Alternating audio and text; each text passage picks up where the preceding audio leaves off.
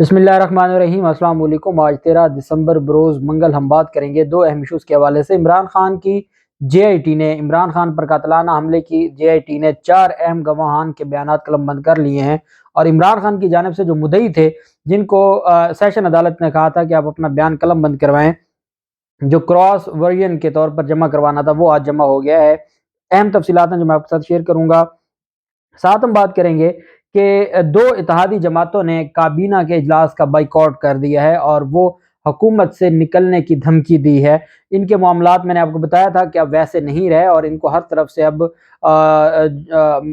سختیوں کا اور مشکلات کا سامنا کرنا پڑ رہا ہے، اور انشاءاللہ ان کے حالات مزید خراب ہوں گے، کیونکہ انہوں نے پاکستان کا بہت نقصان کیا۔ اس کی تفصیل بھی میں آپ کے ساتھ شیئر کروں گا۔ اور ساتھ ہم بات کریں گے کہ مسلم لیگ نون کے جو ورکرز کنونشن ہو رہے ہیں، وہاں پر مسلم لیگ نون کی قیادت کے خلاف نعرے لگ گئے، اور جو ووٹ کو عزت دو کا نعرہ لگاتے تھے، وہاں پر لوگوں نے کہا ہے کہ کارکنان کو عزت دو، اور اتنا بے عزت، اور یہ سابق وزیر اعظم جتنا بے عزت ہوا ہے یہ ان لوگوں کے لیے، اور یہ جہاں بھی جائیں گے یہ تو ان کے کارکنان ان پر اتنا غم و غصہ کا اظہار کر رہے ہیں، اور وہ تمام کارکنان، یہ بھی نہیں تھا کہ کوئی اکا دکا لوگ وہاں پر تھے جو نعرے بازی کر رہے تھے، وہاں پر بڑی تعداد میں جو کارکنان تھے، جو وہاں پر سینکڑوں کی تعداد میں شاہد خاقان عباسی کے جلسے میں آئے تھے اور کنونشن میں آئے تھے، انہوں نے نعرے بازی کی اور شاہد خاقان عباسی کو خطاب روکنا پڑا۔ اس کی تفصیل بھی میں آپ کے ساتھ شیئر کروں گا۔ پہلے میں آپ کو بتاتا چلوں کہ رانا ثناءاللہ کے خلاف آمدن سے زیادہ اثاثہ جات کی جو انکوائری ہے اس کو بند کر دیا ہے نیب۔ یہ پہلے ان کو لاہور ہائی کورٹ نے آمدن سے زیادہ اثاثہ جات کیس میں لاہور ہائی کورٹ نے رانا ثناءاللہ کو کی گرفتاری سے روک دیا تھا۔ اس کے بعد پھر ڈیولپمنٹ ہوئی اور ہم نے دیکھا کہ عدالتوں کی جانب سے ان کو ریلیف دیے گئے، اور وہاں پر یہ عدالت میں امجد پرویز صاحب جب ان کے وکیل عدالت میں آرگومنٹس کرتے تھے تو وہ عدالت کو بتایا کرتے تھے کہ جناب ان کے جو اثاثے ہیں، ایک طرف کہا جاتا ہے کہ وہ منشیات کے پیسوں سے بنے ہیں اور اس وجہ سے وہ سارے ضبط کر لیے گئے ہیں۔ اب جو منشیات کے پیسوں سے بنے ہیں وہ آمدن سے زیادہ اثاثہ جات میں نہیں آتا، اس کے خلاف ایک ہی کارروائی ہو سکتی ہے، اور یہ خود تسلیم کرتے تھے کہ چونکہ وہ منشیات کے ذریعے بنے ہیں اس وجہ سے ہمارا جو یہ کیس ہے نیب کا یہ ختم کیا جائے۔ اللہ کی کرنی دیکھیں کہ ہمارے ملک میں یہ دن بھی آنے تھے کہ پہلے منشیات کا کیس ختم ہوا، اور اگر منشیات کا ختم ہوا تو اثاثے سارے بحال ہو گئے، اثاثے بحال ہو گئے تو اگر اثاثے منشیات کے ذریعے نہیں بنے تھے تو پھر کیسے بنے تھے؟ جن کے بارے میں ہے کہ وہ ایک موٹر سائیکل پر آئے تھے، تو اس پر اب اصل معاملہ تھا، اور اب اصل وقت آیا تھا کہ یہ پوچھا جاتا کہ چلے منشیات کے کیس میں تو آپ بری ہو گئے ہیں، منشیات کا آپ کے خلاف جھوٹا کیس تھا، تو یہ بتا دیں کہ پھر آپ کے یہ اثاثے کیسے بنے، تو پھر آپ آمدن سے زیادہ اثاثوں کا جواب دیں۔ ادھر وہ اے این ایف کا کیس ختم ہوا، اور ادھر نیب نے ان کے خلاف وہ جو کیس تھا وہ بھی ختم کر دیا، اور کہا کہ جی آمدن سے زیادہ اثاثہ جات انکوائری بند کی جا رہی ہے۔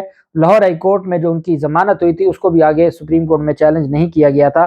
یہ جناب کردار ہے ہماری موجودہ نیب کا، اور جو دن بدن تباہی کی طرف جا رہا ہے۔ اعظم سواتی کو Sindh high court circuit bench ہے حیدرآباد میں، کو سرکٹ بینچ کہتے ہیں، وہاں پر اہم سماعت ہوئی، کیونکہ حیدرآباد کے علاقے میں ڈویژن حیدرآباد میں 3 مقدمات اعظم سواتی پر تھے۔ تو پاکستان تحریک انصاف کی جو وکلا تھے انہوں نے بہت اچھا کام کیا، انہوں نے سوچا کہ بجائے اس کے کہ ہم وہ کراچی کی حد تک ہمیں ریلیف وہاں سے مل گیا ہے، تو چونکہ یہ ہائی کورٹ لگتی ہے جو حیدرآباد ڈویژن کو، وہ سرکٹ ہائی کورٹ ہے، سندھ ہائی کورٹ کا جو بینچ ہے، انہوں نے یہاں درخواست دائر کر دی۔ 2 ججز تھے، جسٹس عدنان الکریم اور جسٹس محمود اے خان، انہوں نے سماعت کی۔ اعظم سواتی کے وکیل نے کہا کہ میرے موکل کے خلاف ریجن کے مختلف اضلاع میں مقدمات درج ہیں، ایک معاملے پر متعدد مقدمات کا اندراج سپریم کورٹ کے فیصلوں کے خلاف ہے۔ اب آپ ایک بات دیکھیے گا، الٹیمیٹلی ریلیف عدالتوں سے ہی مل رہا ہے، اور یہ اگر آپ جتنا جلدی جائیں گے اتنا جلدی ریلیف ملے گا، اگر آپ نہیں جائیں گے تو وہ معاملہ ویسے ہی لمبا ہوتا جائے گا۔ جسٹس محمود اے خان نے ریمارک دیا کہ شاید یہ مقدمات پورے ملک میں درج ہوئے ہیں، کل کتنے مقدمات درج کیے جا چکے ہیں؟ تو وکیل اعظم سواتی نے کہا کہ اعظم سواتی کے خلاف نواب شاہ، مٹھی اور حیدرآباد میں 3 مقدمات سامنے آئے ہیں۔ جسٹس محمود اے کیو خان نے کا کہنا تھا کہ آپ کو سندھ ہائی کورٹ کا کراچی سے ریلیف تو مل چکا ہے۔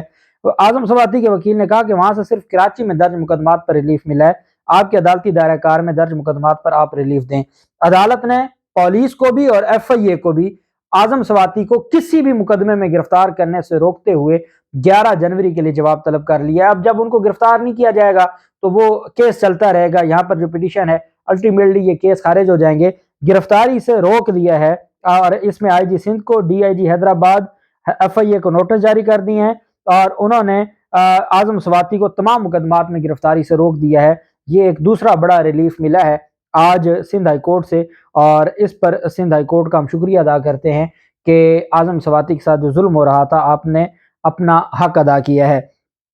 जबकि दूसरी जानिब इमरान खान केस में जेआईटी ने अपना काम तेजी से जारी रखा हुआ है और सीसीपीओ लाहौर गुलाम महमूद डोगर जो जेआईटी के हेड है उनकी जानिब से अहम बयानात कलमबंद किए गए हैं। इन अहम बयानात में पंजाब के सीनियर वजीर मियां असलम इकबाल जो मौके पर मौजूद थे, डॉक्टर यास्मीन राशिद जो मौके पर मौजूद थी, पीटीआई के रहनुमा जुबैर न्याजी जो मुदई थे इमरान खान की जानिब से, आज उनका बयान भी कलम बंद हो गया है। जब मुदई का बयान कलम बंद हो जाए तो इससे मुराद ये होता है कि चूंकि यही बात एडिशनल सेशन जज ने जब इनकी जानिब से 22 से 22B की दरखास्त दी गई थी तो यही कहा गया था कि आप जाएं और आप तफ्तीशी को अपना जाके बयान रिकॉर्ड करें। यही सूरा बीबी केस कहता है कि अगर एक एफआईआर दर्ज हो जाए और दूसरा फरीक नई एफआईआर दर्ज ना करवाए बल्कि वो उसमें जाके अपनी स्टेटमेंट दे और उस पर फिर तफ्तीश करना जिम्मेदारी बन जाती है तफ्तीशी की, उस एंगल से जो तफ्तीश करना जिम्मेदारी बन जाती है, तो वो आज बयानात कलम बंद हुए। उमर फारूक जो थे उन्होंने भी अपने बयानात कलम बंद करवाए हैं, सीसीपी ऑफिस में पेश होकर बयानात कलम बंद करवाए गए हैं और ज़राए के मुताबिक इमरान खान हमला केस में जेआईटी को अब तक 11 अफराद बयानात रिकॉर्ड करा चुके हैं और इसमें बुलाया गया था फैसल वावडा को। वो नहीं आए तो अल्टीमेटली उनके वारंट गिरफ्तारी जारी हो जाएंगे और फिर उनका जो मामला है वो आगे चलेगा। शाहिद खाकान अब्बासी के साथ जो बुरी हुई है और ये लोग हैं इस काबिल, उसकी वजह यह है कि ये हमेशा इन्होंने आज कहते हैं कि 8 माह में हमने किसी एक भी शख्स को जेल में नहीं डाला। आजम सवाती को फिर किसने जेल में डाला और किसी इमरान खान के 3.5 साल दौर में एक केस ऐसा नहीं था जिसमें यह कहा गया हो कि किसी सियासतदान पर तशद्दुद किया गया है, उसको दौरान हिरासत तशद्दुद किया गया हो। आजम सवाती, शहबाज गिल, इमरान रियाज खान, हलीम आदिल शेख, अरशद शरीफ को वैसे कत्ल करवा दिया गया। तो आप क्या बात करते हैं, आप कैसे ऐसे दावे करते हैं? और उन्होंने वहां पर ये खाकान अब्बासी ने 12 को में जो 31 दिसंबर को इस्लामाबाद में होने वाले बल्दियाती इंतखाबात के हवाले से वर्कर्स कन्वेंशन से खिताब किया।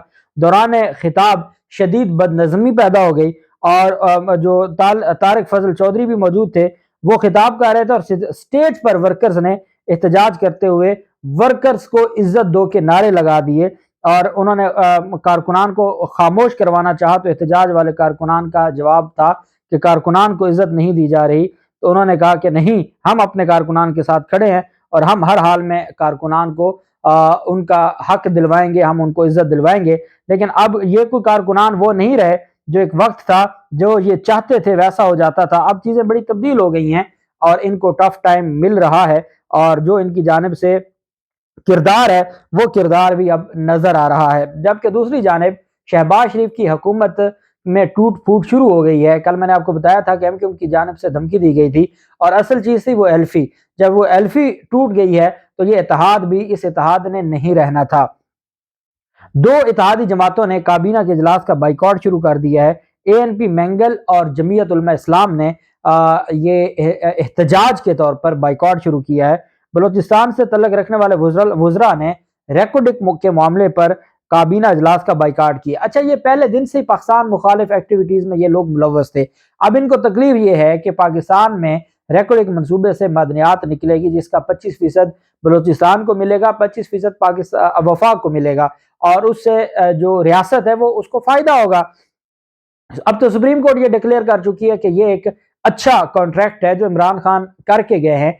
तो इनको तकलीफ क्या है? अच्छा, ये अब तक खाते पीते रहे हैं, जब तक वो एल्फी जुड़ी रही इनको जोड़े रखा, तो इनको नहीं पता था कि रेकोडिक मुआहदा हो रहा है, इनको नहीं पता था कि सुप्रीम कोर्ट में मामला गया हुआ है। जब सुप्रीम कोर्ट में भेजा जा रहा था उस वक्त इनको याद नहीं था और जब नेशनल असेंबली से मंजूर हुआ, जब सेनेट से मंजूर हुआ, तब तो इनके जानिब से किसी ने एहतजाज नहीं किया।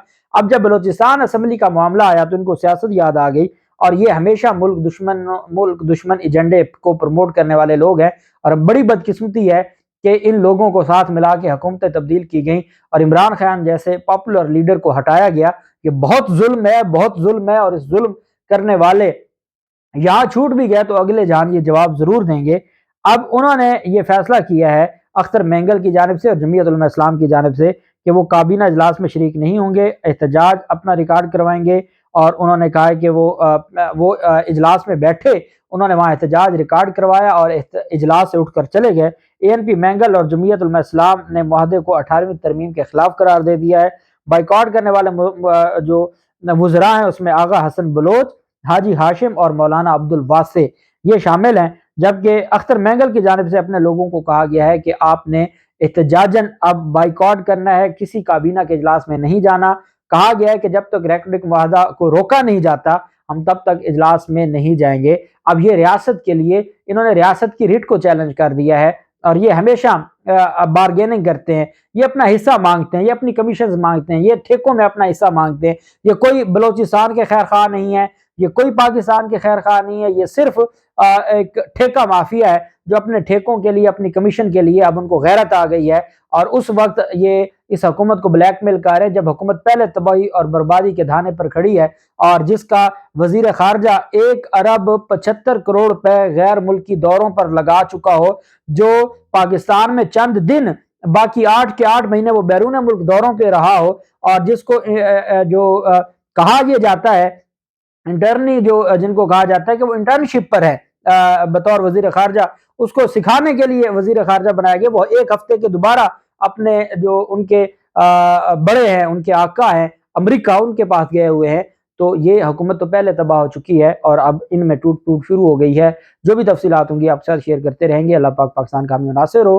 بہت شکریہ۔ اللہ حافظ۔ پاکستان زندہ باد۔